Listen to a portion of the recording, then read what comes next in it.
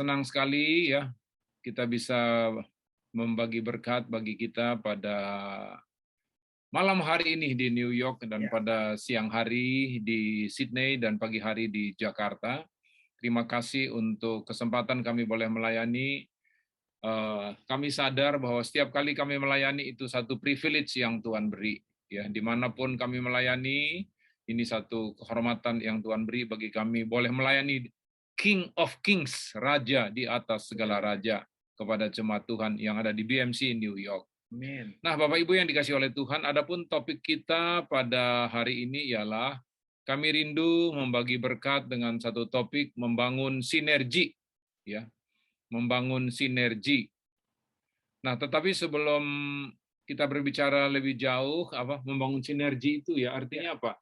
Setiap pribadi Pasti kan berbeda mempunyai berbeda dan mempunyai kekuatan dan kelemahan. kelemahan. Kadang-kadang perbedaan itu kalau tidak disinergikan justru menjadi satu sumber konflik. Iya, Ya, jadi perbedaan itu kalau kita tidak bisa sinergikan itu menjadi masalah. Padahal perbedaan itu sebenarnya memperkaya sebuah hubungan. iya. Secara khusus memang kita bicara dalam keluarga, tetapi sinergi ini bisa dibangun dimanapun juga ya Apakah dengan di jemaat, di ya dalam berjemaat, apakah kita dalam ketika berinteraksi si dalam pelayanan, masyarakat, di dalam pelayanan, di marketplace, itu ya bisa kita terapkan. Tapi sebelum jauh, kita baca dulu, kita lihat firman Tuhan dalam Mazmur 133 yang berkata, sungguh alangkah baiknya dan indahnya apabila apabila saudara saudara-saudara diam diam bersama bersama-sama. dengan rukun, seperti minyak yang baik di atas kepala meleleh ke janggut, yang meleleh ke janggut Harun dan ke leher jubahnya,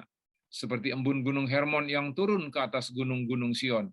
Sebab kesanalah Tuhan memerintahkan berkat kehidupan untuk selama-lamanya. Jadi ketika kita bisa rukun Ya, bersama-sama, yaitu ketika kita bisa mensinergikan perbedaan yang ada, sebenarnya ada berkat yang terindah yang Tuhan iya, berikan buat kita dikatakan ya. sungguh alangkah baik, sudah baik, indah lagi. Lagi, wah, Wow, luar biasa. jadi Tapi ada itunya, kalau kita hidup bersama dengan rukun. rukun. Ya, rukun itu berarti apa? Kita itu bisa bersinergi, walaupun kita berbeda, ya. Tapi kita bisa bersinergi, bisa bekerja sama, ya, hand in hand, satu dengan yang lain. Wow, luar biasa, ya. Kemudian Efesus 4 ayat 2 dan 3 berkata, Hendaklah kamu selalu rendah hati, lemah lembut dan sabar. Tunjukkanlah kasihmu dalam hal saling membantu dan berusahalah memelihara kesatuan roh oleh ikatan damai sejahtera. Jadi untuk menjadi bersinergi bersinergi, ada kesatuan harus ada kerendahan hati, ya. dimulai dari kesatuan roh ya, kesatuan roh, dan itu rahasianya adalah bisa terjadi karena ada damai sejahtera. Iya. Jadi di sini kembali diingatkan betapa pentingnya kita bisa berunity, kita bisa bekerja sama. Nah, kuncinya untuk rendah hati, lemah lembut, sabar. Ketika misalnya pasangan kita belum mengerti, kita sabar lagi untuk menjelaskan. Pasangan kita masih, orang Jawa Timur bilang masih ngeyel, kita sabar menunggu waktunya sampai dia bisa mengerti. Nah, karena nanti akan ada berkat. Nah, itu yang dinamakan sinergi. Oke, ya. Jadi untuk bisa damai Lanjut aja. sejahtera itu harus perlu paling tidak ada berapa itu tadi ya?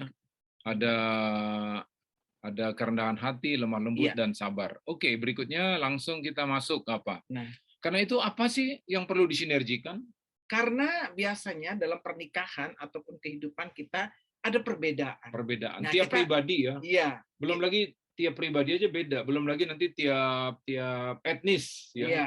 Tiap satu bangsa, satu society demikian itu berbeda, Iya. mempunyai satu karakteristik Nah, masing-masing. kita ambil dulu di dalam pernikahan aja dulu ya. Ya, Antara suami istri ya, perbedaan.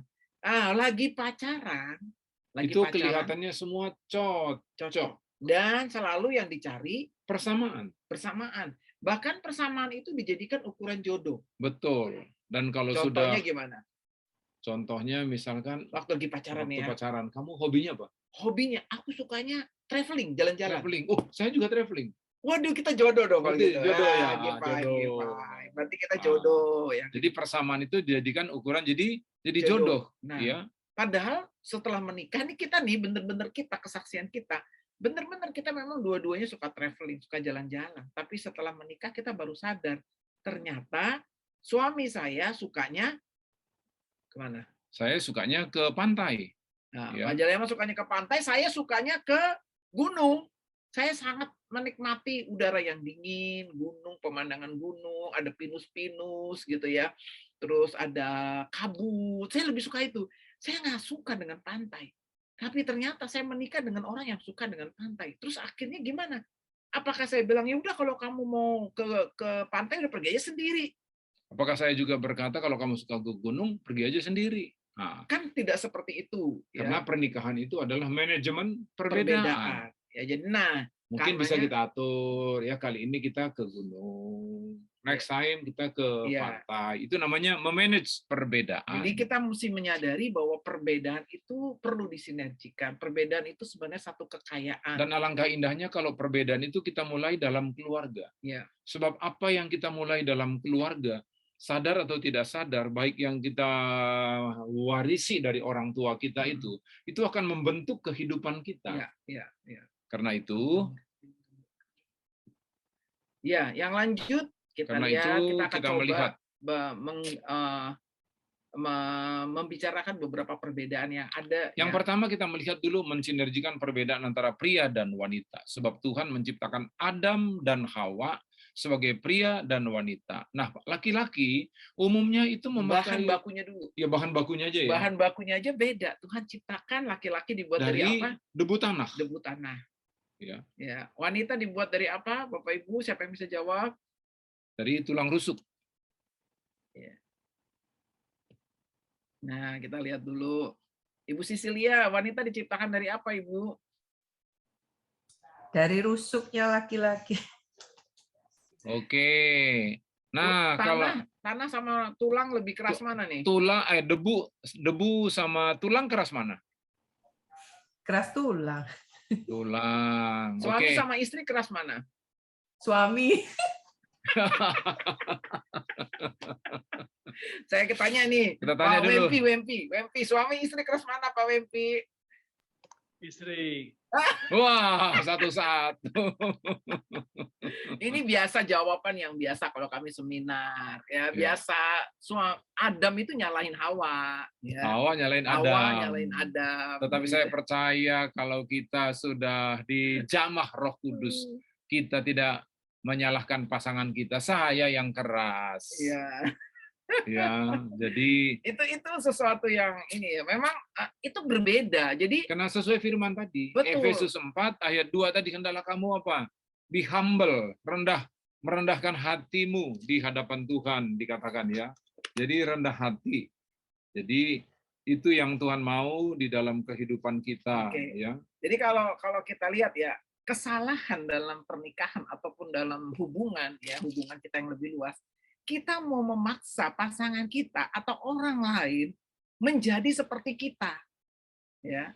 Itu tidak bisa. Nggak bisa. Iya. Artinya kita harus belajar untuk bersinergi. Oh, lu kelebihannya di situ, lu uniknya tuh di situ, aku di sini. Mari kita bersinergi. Akan terjadi suatu power yang luar biasa. Akan terjadi suatu kekuatan. Nah, kebanyakan dalam pernikahan saya melihat konflik-konflik itu terjadi karena dia memaksa pasangannya berubah menjadi seperti apa yang dia mau dan seperti dia. Enggak.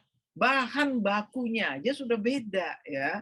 Nah, jadi tugas dan tanggung jawab itu juga pasti berbeda ya antara pria dan wanita. Walaupun eksistensinya sama di hadapan Tuhan. Laki-laki dan perempuan memiliki eksistensi yang sama. Karenanya pada umumnya kita akan lihat perbedaan pria. Tuhan menciptakan pria dengan wanita yang berbeda juga. Wanita memakai emosi ya.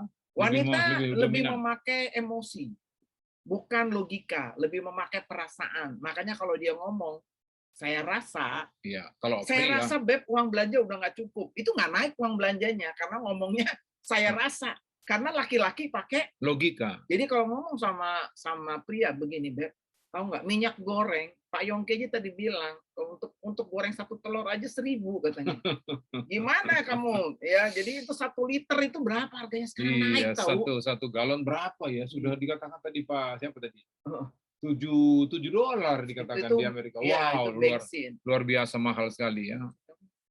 Itu itu sudah naik. Jadi maksud aduh. kamu Nah, tambah uang. uang belanja Oh, naik gitu. dong, semua naik. Oke. Tapi kalau kita bilang, coba kamu rasa, Beb, coba kamu rasa. Dia nggak bisa merasa, karena dia harus Susah. pakai logika. Gitu. Oke, yang berikut, kalau laki-laki itu melihat jauh. Iya. Melihat jauh, dia berpikir, makanya laki-laki kan sebagai leader. Jadi hari esok, minggu depan, bulan depan, tahun depan, 5 tahun ke depan, wah, laki-laki itu suka lihat yang jauh. Tetapi ada itu berita baiknya, berita buruknya, lihat yang jauh, dia enggak susah lihat yang dekat. Laki-laki itu karena visioner ya, Beb. Iya. Karena dia visioner, dia bisa lihat yang jauh. Nah, Tuhan berikan itu untuk pria sebagai pemimpin. Tapi untuk wanita, Tuhan berikan kemampuan untuk melihat dekat, tapi melebar. Iya. Makanya kalau ada barang yang hilang, yang nemuin siapa? Biasanya suami atau istri? Saya tanya dulu, Irinda. Tanya Yulin dulu. Yulin, pernah enggak suamimu cari baju atau cari sesuatu di kulkas? Keju lah di kulkas. Keju di kulkas, enggak dapat, enggak ketemu. Pernah enggak? Pernah. Mana kejunya? Mana? Padahal di kulkas. Kulkasnya kan ada 5 kali 5 meter kan. Tetapi laki-laki memang tidak bisa lihat yang dekat. Karena dia tersembunyi mungkin di balik barang yang lain. Dia udah nggak lihat gitu. Karena dia biasa lihat yang jauh. Tapi kalau wanita tuh lihat dekat melebar. Itu positifnya dia menemukan barang. Tapi ada negatifnya juga. Wanita sulit diajak untuk berinvestasi jauh ke depan. Yang penting hari ini gue kagak ada beras tahu gitu ya. Enjoy aja besok ditransfer lagi katanya seperti gitu. Bisa terjadi. Itu laki-laki melihat jauh, wanita melihat dekat. Kemudian kalau pria itu parsial, ya sistem berpikirnya. Dia memisah-misahkan urusan di office, di rumah. Jadi makanya kalau kita melihat busana daripada pria, ya kadang-kadang kantongnya itu ada 2, satu di kiri, satu di kanan, di belakang Belum 2 jas jadi 4 ya. Belum lagi kalau pakai jas. Jadi masing-masing tempatnya itu sudah dibagi, ada dompet, ada handphone, ada sisir dan macam-macam. Beda sama wanita. Kalau wanita dress itu aslinya nggak ada kantongnya ya. Tapi dia punya handbag yang besar. Dan semuanya itu masuk di dalam handbagnya. Tapi apa kaitannya ini dengan bersinergi? Apa kaitannya?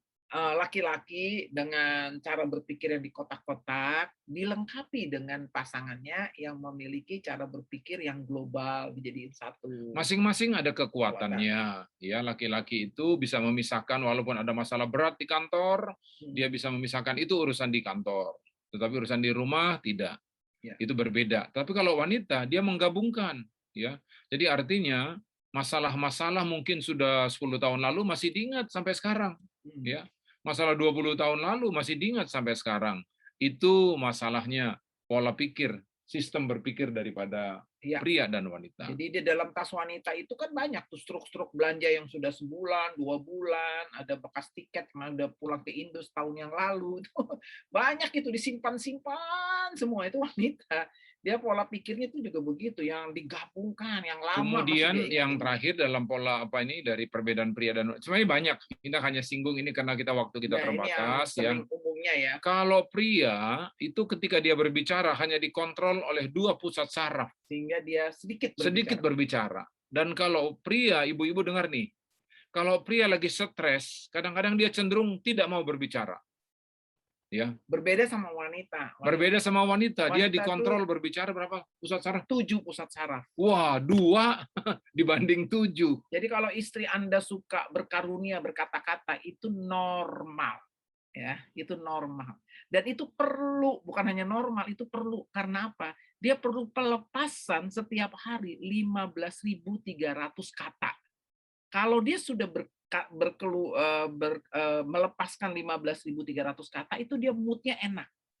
Tapi kalau dia baru mau ngomong, Beb, gue mau cerita sama lo. Itu lo tadi di pasar. Alah, cerita di pasar, sekarang kita mau makan. Nggak usah cerita-cerita di pasar lah. Ini mau makan sekarang. Kalau dia udah 4 sampai malam pun 4. Tetapi kalau istri bercerita, nggak usah ditanggapin. Didengarkan aja, itu hanya sekedar report. ya. Gitu loh di pasar tadi, Oh, macet gitu. sampai Oh, gara-gara. gitu ya. Lantas, Cuma gara-gara ada tikus mati. oh, tikus mati. Iya. Oh, coba tikus mati aja diceritain. Buat apa kan mau ini? Tapi dia ada kepuasan ketika dia menceritakan itu. Kalau dia sudah menceritakan dan suaminya boleh menanggapi dengan baik, Baik. maka ada kabar baik. Ada kabar baik, Bapak Ibu. Menabur pagi hari, menuai malam hari. Itu kabar baiknya itu, ya. Jadi kalau istri mulai sekarang ini kalau dengar dia cerita, udah dengar aja, enggak usah terlalu diresponi, manggut-manggut aja. Oh, begitu ya. Oh. Terus bagi kata. Tapi memang ini enggak gampang loh, Bapak-bapak. Walaupun kita bilang hanya kayaknya laki-laki tuh lehernya kaku gitu ya. Kita cenderung untuk langsung kasih apa? Rapot, kasih ya. penilaian. Kasih penilaian gitu kan. Oke, kita lanjut. Itu perbedaan antara pria dan wanita. Ini umumnya. Nah, bersinerginya di mana? Kita lihat. Pria dengan melihat jauh dipertemukan dengan wanita dengan yang lihat dekat. Berarti saling melengkapi. Saling melengkapi. Wow. Wanita yang banyak berbicara. Kemudian yang pria sedikit, wah saling melengkapi. Coba kalau suaminya diem, istrinya diem. Waduh, rumah kayak gudang aja itu, enggak ada apa-apa kan. Tapi kalau suami rame, istri rame. Waduh, kayak pasar. Jadi saling melengkapi, luar biasa. Bersinergi ya. Oke, berikut. Bagaimana kita mensinergikan? Apa yang perlu kita sinergikan, Bapak Ibu? Ada perbedaan foto karakter. Ada yang dominan, ada yang bilang dominan ini merah, ada yang intim, ada yang stabil, ada yang cermat. Ya. Nah, untuk menceritakan ini, kami cerita saja. Ya, kami menceritakan satu kisah, satu keluarga yang sedang liburan. Supaya nanti kita lihat, saya nih dominan ya, apa saya stabil ya? Mungkin saya sudah pernah tes, boleh lah ya. Kalau sudah pernah tes, boleh, udah mengerti. Tapi katakanlah ini orang-orang Indonesia yang lagi liburan ke Amerika, ya. Enggak, ke Bali aja lah, ke Bali. Itu susah, kita bahasa Inggris saya nggak bisa. Nanti ke Bali aja, ke Bali. Oke, ke Bali. Oke, ke Bali. Lagi liburan. Suami istri ini memiliki 2 orang anak. Yang pertama itu sudah kuliah, yang udah besar dan kuliahnya di accounting lagi. Dan yang kecil itu masih SMA ya. Nah, dia check-in di hotel. Check-in di hotel. Hotel biasanya kan check-in jam 2. Nah, ketika dia datang sudah jam 2 lewat 15 menit ya. Begitu dia masuk hotel itu, resepsionisnya bilang, "Pak, maaf, Bapak belum bisa masuk ke kamar."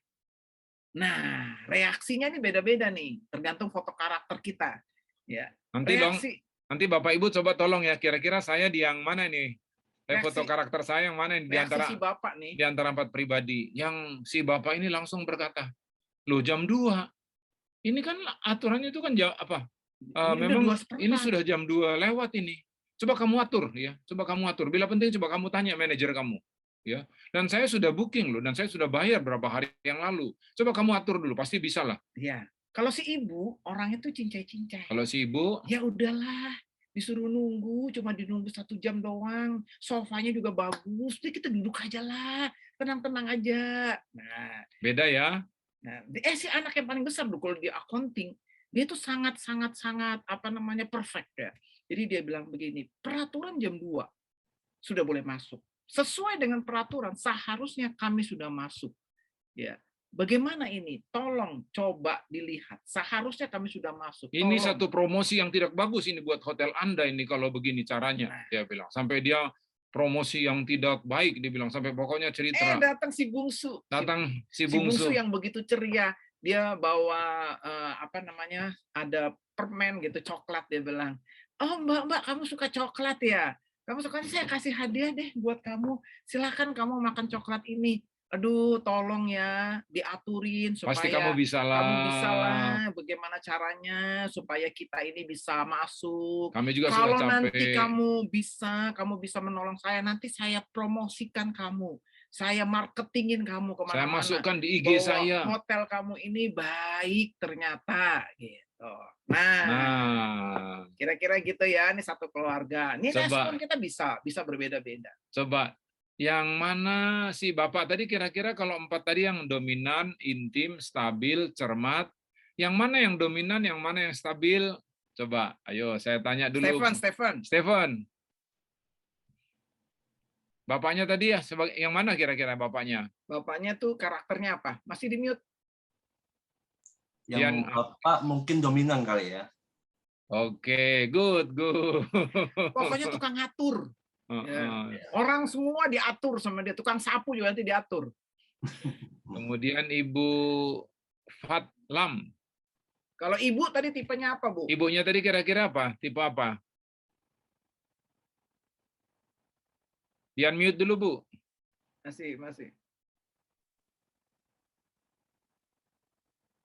Ibunya tadi tipe apa, Bu?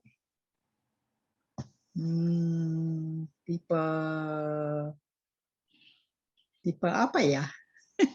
Ada tadi karena ada dominan, ada intim, ada stabil, ada cermat. Intim ya. Intim belum tepat, agak mirip. Belum. Agak mirip, tapi ada satu lagi yang saya keluarin bahasa. Masih ingat cincai-cincai? Dominan. Dominan tadi Bapak. Kalau yang Ibu warna Stabil. Iya betul, stabil. Jadi Yang stabil. Dia bilang udahlah enggak apa-apa. Kita nunggu bagus juga sini ruangannya. Wait ya.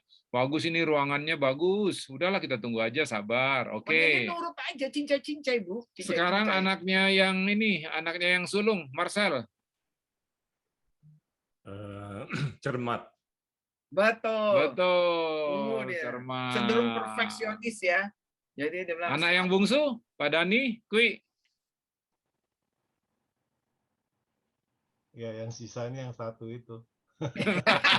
Tinggal satu sisanya.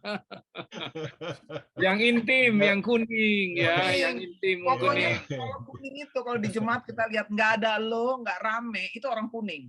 Ya. Berarti di pintu aja dia udah bilang shalom.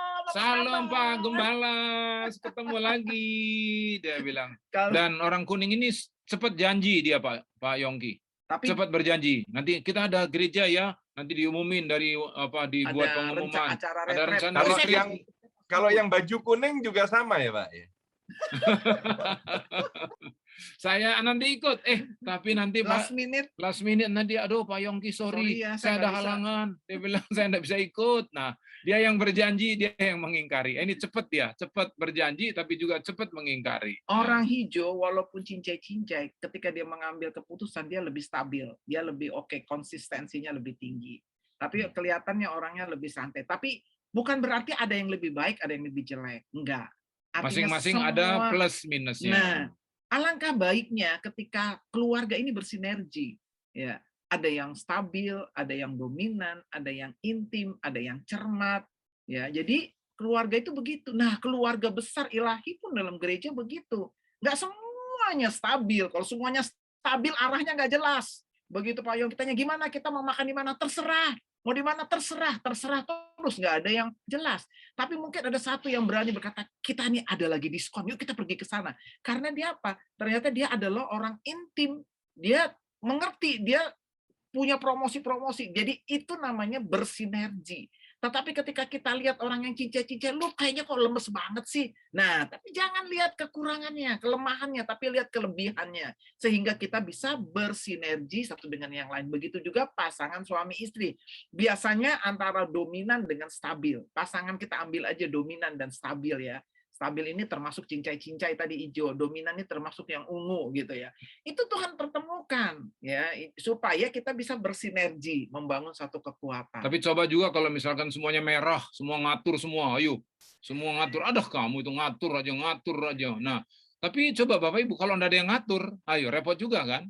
Betul enggak? Musa itu diberikan satu karunia ya, dia stabil. Makanya dia bisa memimpin umat Israel 40 tahun. Kalau misalkan Paulus disuruh mimpin, apa yang terjadi coba? Saya yakin ya coba kalau misalkan Paulus yang mimpin bangsa Israel seperti atau tipe Petrus gitu ya. Tipe Paulus lah, tipe Rasul Paulus. Kira-kira apa yang terjadi nih? Siapa yang bisa jawab? Kira-kira William.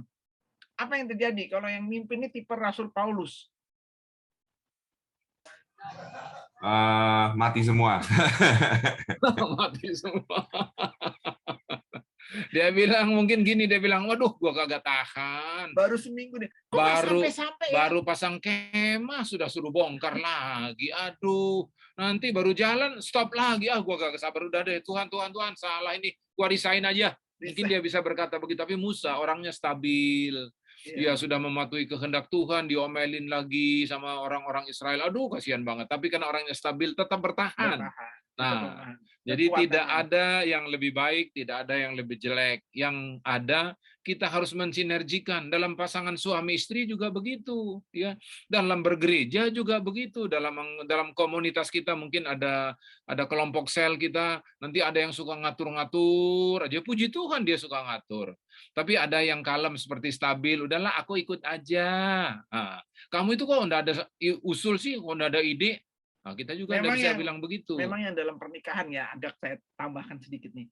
Yang agak dalam pernikahan yang agak bermasalah adalah ketika suaminya stabil, istrinya yang dominan. Nah, ini yang kadang-kadang ini yang perlu istri-istri yang dominan. Ini wanita perkasa nanti jadinya ya. Perlu sedikit mengerti bahwa pernikahan itu harus dipimpin oleh suami. Walaupun dia stabil, tapi dia harus diberi ruang untuk mengambil keputusan. Jadi jangan terus kita, habis suami saya lambat, Bu. Supaya dia cepat, bantu dia. Bagaimana cara bantunya? Kasih choice. Minimal 3 atau 2 choice. Ya. Masa 2 choice aja nggak bisa? Ya, misalnya anak nih mau ngambil keputusan anak sekolah di mana. Aduh, suami nggak jawab-jawab, Bu, sampai sekarang. Banyak mikirnya, Bu. Oke, kita kasih ininya, ininya. Kalau sekolah di sini kelebihannya ini biaya sekian, nanti begini. Kalau sekolah di sini biaya begini, ini begini. Beb, yang mana, Beb? Kamu pilih yang mana? Karena kamu decision loh. Kamu kepala dalam rumah tangga. You decision maker, bukan saya. Ya, ayo menurut kamu gimana? Kita diskusi sama-sama nih. Nah, itu ciamiknya tuh. Karena apa? Kalau wanita yang dominan menikah dengan suami yang lebih dominan, wah, apa yang terjadi? Perang terus. Lahirlah anak-anak baja semuanya. Iya. Jadi itu sudah sesuatu. Suami keras mempertahankan kemauannya, istri juga keras mempertahankan kemauannya. Waduh, enggak ketemu-ketemu, Bapak. Jadi itu sebenarnya kalau saya sebagai wanita yang dominan menikah dengan suami yang cincai-cincai, itu ciami. Itu yang udah paling cocok. Tinggal bagaimana kita bersinergi. Jangan dipaksa. Lu gini dong, lu enggak. Saya kan penolong. Ya saya tolonglah suami saya. Tapi tetap kasih ruang untuk dia sebagai pemimpin yang mengambil keputusan di dalam kehidupan pernikahan. Oke, kita lanjut. Waktu kita terbatas, berpacu dengan waktu. Jadi yang berikut ya. Kita singkat aja, kita lihat ya. Dominan itu. Yang berikut. Kita langsung. Yang berikut, apa yang kita harus sinergikan lagi? Itulah perbedaan family tree. Ya, perbedaan. Kenapa Bapak Ibu kita harus menyinggung perbedaan pohon keluarga ini? Sebab di dalam perbedaan pohon keluarga ini ada banyak hal yang bisa kita warisi, ya. Segala sesuatu keberadaan kita saat ini itu tidak lepas daripada bagaimana kita dibesarkan. Jadi apa yang kita warisi dari keluarga? Ada beberapa hal, misalkan fisik. Jadi kalau misalkan seorang anak lahir, mirip papanya jidatnya. Rambutnya keriting kayak mamanya. Kayak mamanya. Hidungnya mirip opanya. Puji Tuhan. Asal jangan dibilang mirip tetangga, bahaya. Ya. Yang kedua adalah emosi. Emosi. Artinya bagaimana kedua orang tuanya memiliki emosi. Ya. Ini terlihat ketika mereka konflik. Apakah mereka orang-orang yang sangat emosional. Ketika kita adalah orang-orang yang emosional, maka anak-anak kita akan meniru itu ya. Betul, di dalam kehidupannya. Tapi kalau kita orangnya sangat tenang tadi, orangnya sabar, ya itu juga akan sadar atau tidak terimpartasi. Ya. Kemudian yang berikut secara spiritual. Ya. Kalau orang tuanya cinta Tuhan, umumnya anak-anak juga cinta Tuhan. Ya, dengan kita ungkapan orang-orang tua dulu ya, anak bambu tidak jauh tumbuh dari pohonnya. Ya, jadi lihat aja, ini persis sama papanya. Tapi kalau yang sebaliknya juga, mungkin dia tukang menipu, tukang juga bohong, bicaranya kasar. Wah, ini memang betul persis kayak papanya dan orang tuanya gitu ya. Ada sistem nilai. Sistem nilai dari keluarga kita masing-masing. Misalnya kita dari suku yang sama, dari bangsa yang sama, tetap kita punya sistem nilai yang berbeda. Apalagi mungkin beda antar suku gitu ya. Pasti ada nilai-nilai suku tertentu, misalnya begini, suku tertentu begini, ya itu kita warisi. Misalkan dalam perbedaan sistem nilai ada jujur, ya ada orang jujur. Ya. Tetapi ada juga orang yang memiliki apa? Dusta kecil, dusta demi kebaikan ada. Sistem keluarga mereka itu tidak menjadi masalah. Ada yang tertib, ada yang versus sembrono, ya. Kemudian ada biasa on time, ada biasa jam karet, ada yang biasa hemat, ya. Ada yang boros. Nah, ini semua sistem nilai yang kita wariskan dari kita warisi dari keluarga keluarga kita warisi kita. dari keluarga orang tua kita. Memang pohon keluarga orang tua kita sudah kita tidak bisa rubah ya. Iya. Tetapi apa yang kita lihat memang dari pohon keluarga yang tidak baik, kita harus berani untuk meninggalkan dan membentuk pohon keluarga yang baru di tengah-tengah pernikahan kita supaya kita dapat bersinergi. Karena kalau sistem nilai dari keluarga pohon kita, keluarga masing-masing kita tidak berani tanggalkan untuk membentuk suatu pohon keluarga yang baru, ini yang biasanya di sini terjadi konflik di dalam kehidupan kita. Nah, begitu juga dalam komunitas yang lebih besar, ketika kita mulai berinteraksi bersama-sama, maka kita mulai menilai, lihat, oh dia caranya gitu, oh dia dibesarkan dulu gitu, oh mamanya mungkin termasuk tipe mama yang selalu dipuji, maunya dikasih hadiah, seperti gitu. Jadi dia pun akan menjadi orang yang kalau kita nggak puji dia jadi merasa kecewa, tersinggung, gampang kecewa, kurang begitu. berarti. Nah, itu kita mesti sadari ada pohon keluarga kita masing-masing. Oke, yang berikut.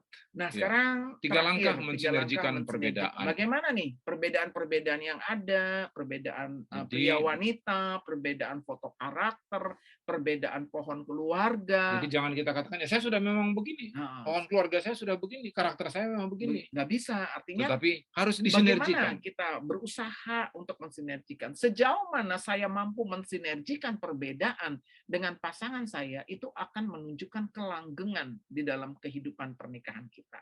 Yang pertama, itulah menyadari adanya perbedaan antara suami istri. Ya, kita sadar, walaupun mungkin ketika pranikah ini tidak kita selalu sadari, ya. Dan ketika kita tahu ada perbedaan itu, jangan menyesal. Iya. Kalau Salah gua tahu pilih kayak kali gini, saya ini. aduh gua kagak nikah deh sama lu, ternyata lu beda banget sama aku. Nah, tidak menyadari, oh suami saya begitu, saya begini. Ya. Efesus 5 ayat 20 katakan ucaplah syukur senantiasa atas segala sesuatu. Jadi baru kita mengucap syukur, ini yang pertama ya. Jadi kayak perbedaan misalnya, suami saya sangat ketat dengan uang. Ya, itu pohon keluarga yang berbeda dengan saya. Saya dibesarkan dengan orang tua yang sangat memanjakan dan kebetulan memang orang tua saya cukup berada lah untuk memenuhi kebutuhan saya. Sementara jadi, saya adalah kalau orang minta sesuatu biasanya dikasihnya berlebihan. Itu saya dibesarkan. Sementara saya dilahirkan di tengah keluarga orang yang susah. Jadi artinya saya kalau boleh saya pakai istilah, saya itu dilahirkan di padang gurun. Padang gurun kan tidak ada apa-apa. Sementara istri saya lahir di tanah Kanaan, berlimpah-limpah susu dan madu. Jadi Bapak Ibu bisa membayangkan enggak? Gaya orang padang gurun tinggal bareng-bareng sama gaya orang tanah Kanaan. Wah, totally different, betul enggak? Tetapi wah ini perjuangan sampai hari ini pun masih tetap perjuangan, ya. Selama kita hidup tetap berjuang. Yang saya menyaksikan ketika saya mulai masalah keuangan, saya menyadari, sebelum saya menyadari, saya komplain. Kok Bapak pelit banget sih? Kasih duit tuh diemprit-emprit gitu loh. Kalau dulu saya minta 100.000 dikasih sama papa saya 200.000, contohnya begitu ya. Ini minta 100.000 dikasih cuma 50.000, Pak. Waduh, gimana Pak Yongki nggak sedih ya gitu ya rasanya. Aduh, kayak gue nikah sama lu kok susah banget sih soal duit. Tapi setelah saya menyadari pohon keluarganya, bahwa keluarganya itu memang keluarga yang susah dan sangat hemat soal uang, saya mulai bisa mensinergikan perbedaan antara kami berdua. Oke, sama juga Pak, Bapak Ibu. Saya itu dibesarkan di tengah keluarga yang susah, jadi tidak pernah ada sisa-sisa makanan. Jadi orang tua saya mendidik saya, tidak boleh ada sisa makanan. Makanan itu adalah berkat Tuhan. Jadi ketika menikah dengan orang yang lahir di tanah Kanaan, kadang-kadang makanan buah sampai busuk, roti sampai busuk di kulkas. Waduh, saya ketika awal pernikahan saya stres, saya pikir waduh Tuhan ini berkat kenapa kok sampai busuk, roti sampai buah sampai, aduh Tuhan.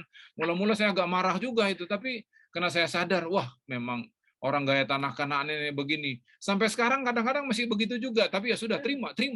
Sebab saya tidak bisa merubah istri saya, tapi respon saya. Oh, mereka memang dahulu begitu. Ya, soalnya prinsipnya begini, pokoknya anak semua seisi rumah harus tersedia, nggak boleh sampai buka kulkas nggak ada isi. Itu prinsip saya.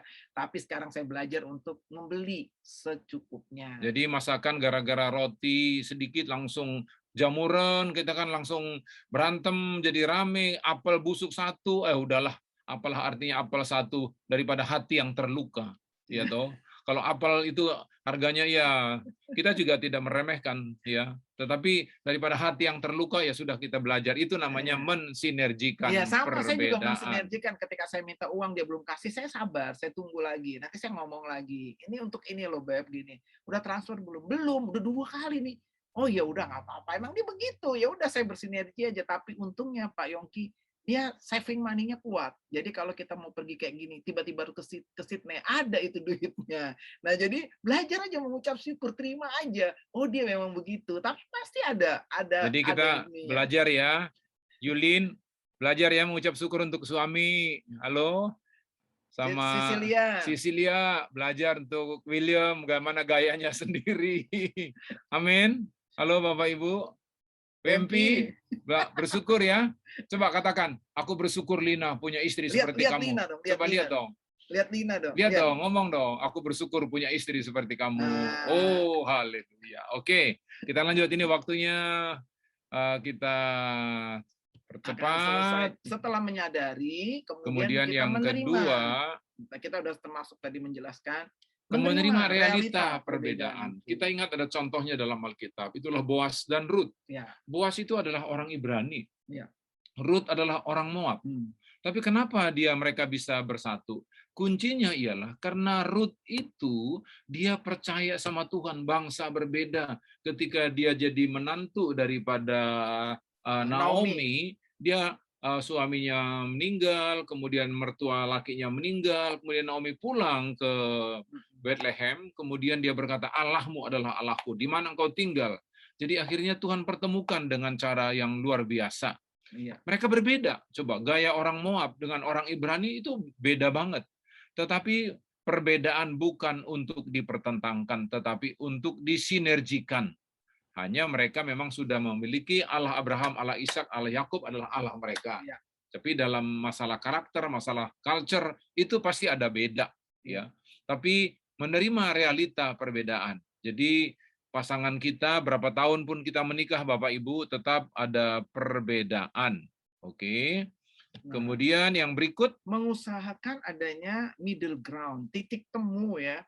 Jadi kita berbeda, kita tetap berbeda, tapi kita mencari titik temu. Kalau di dalam ilmu matematika itu seperti ada 2 lingkaran, ada titik temunya, itu namanya intersection-nya. Ya, ada titik temunya. Jadi kita tuh pasti berbeda, tetapi ada hal-hal di mana kita bisa menyatu di dalam kehidupan kita, kita bisa saling mengerti, terutama dalam kerohanian kita. Ketika kita memiliki Yesus itu yang memungkinkan kita untuk bisa menemukan titik temu, untuk bisa menerima pasangan kita yang berbeda, untuk bisa melihat bahwa perbedaan itu adalah kekayaan di dalam pernikahan. Ketika kita mampu mensinergikan setiap perbedaan, termasuk dalam komunitas kita, dalam pelayanan kita, oh dia berbeda, ternyata komunitas ini akan diperkaya dengan hadirnya dia yang berbeda di dalam kehidupan kita. Jadi tidak satu orang pun yang perlu out di dalam kehidupan kita ketika dia berbeda dengan kita. Tetapi itu justru kita bersyukur ya. Di dalam bergereja juga begitu ya. Kadang-kadang di dalam gereja, di dalam pengerja, dalam aktivis, ada yang selalu suka ngomong, tapi ada yang selalu kalau meeting diam aja. Kamu ngomong dong.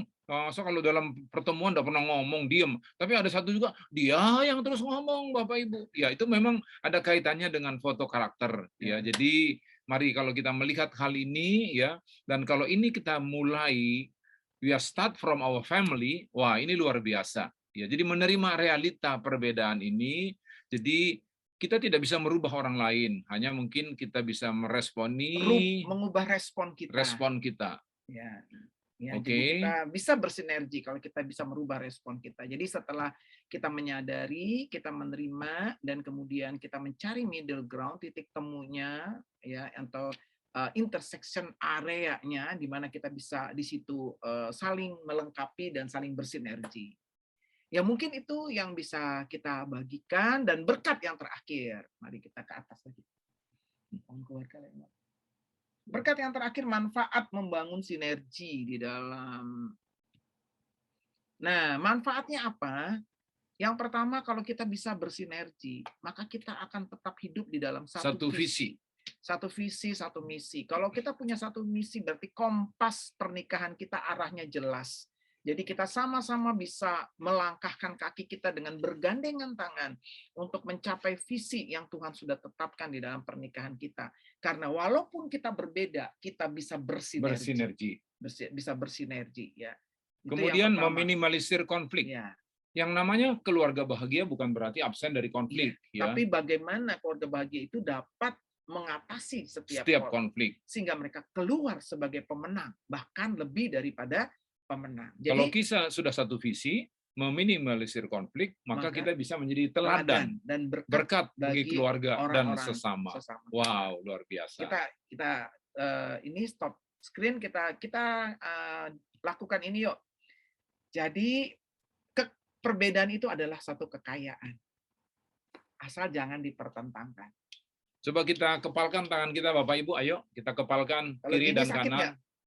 Katakan dengan saya, boleh Marcel, boleh tolong di unmute dulu semua. Katakan begini ya, perbedaan jangan dipertentangkan. Katakan yuk, perbedaan jangan dipertentangkan. Oke. Kira-kira sakit nggak kalau kuat? Apalagi ada batu akiknya itu, wah pasti sakit itu. Betul? Sakit. Tapi sekarang kita buka. Kita buka tangan kita. Katakan, perbedaan harus disinergikan. Perbedaan harus disinergikan. Satu kali lagi, buka. Perbedaan harus disinergikan. Kalau disinergi ini bisa jadi tangan doa. Jadi tangan doa. Suami istri berdoa, maka bila dua orang sepakat, apapun doa mereka, Bapa di sorga akan mendengar. Tahu kita berdoa. Ya, mari kita mensinergikan. Apa yang tidak ada pada suami dilengkapi oleh istrinya. Apa yang tidak ada pada istri dilengkapi oleh suaminya. Jangan takut dengan perbedaan. Tidak dimulai dari pernikahan. Kita berbeda untuk saling bersinergi. Ada sinergi, ada satu kekuatan. Sinergi itu adalah sesuatu powerful. Kalau kita bisa mensinergikan perbedaan antara suami istri, anak-anakmu akan bahagia. Ya, engkau akan membawa anak-anakmu untuk boleh menggenapi rencana Tuhan. Tapi kalau yang terjadi konflik kayak Tom and Jerry, anak-anak kita juga nggak kerasan tinggal di rumah. Kenapa Bapak Ibu? Bagaimana pernikahan Bapak Ibu hari ini? Itu gambaran untuk pernikahan anak-anakmu kelak. Kalau pernikahanmu hari ini diisi dengan banyak konflik, nanti ketika anak kita menikah, dia akan meniru cara Anda berkonflik juga, menghadapi konflik dengan pasangannya. Mari mulailah kita membangun pohon keluarga yang baru, kita mulai bersinergi satu dengan yang lain, saling menerima, saling mengampuni, bahwa nobody perfect, suami saya bukan orang sempurna, istri saya bukan orang sempurna, tapi kita mau terus dibaharui di dalam Kristus. Dan saya percaya itu menjadi satu komitmen kita untuk kita mengalami kebahagiaan dalam pernikahan. Dan rencana Allah digenapi. Kami ingin tutup Bapak Ibu, ya, hari Senin yang lalu tanggal 14 Maret tahun 2022, kami merayakan wedding anniversary ke-36. Nah, selama 36 tahun kami menikah, bukan berarti kami juga sudah semuanya oke, semuanya sama. Sampai hari ini masih terus kami berusaha mensinergikan gaya orang Padang Gurun sama orang Tanah Kanaan tetap berbeda. Tapi bedanya sekarang lebih cepat, lebih bisa menerima. Kalau dulu pakai ngomel-ngomel Pak, sekarang enggak. Oh, dia memang begitu. Jadi lebih enjoy kita dalam pernikahan. Kalau kita mensinergikan perbedaan tersebut, kita bisa happy, bisa enjoy, Bapak Ibu.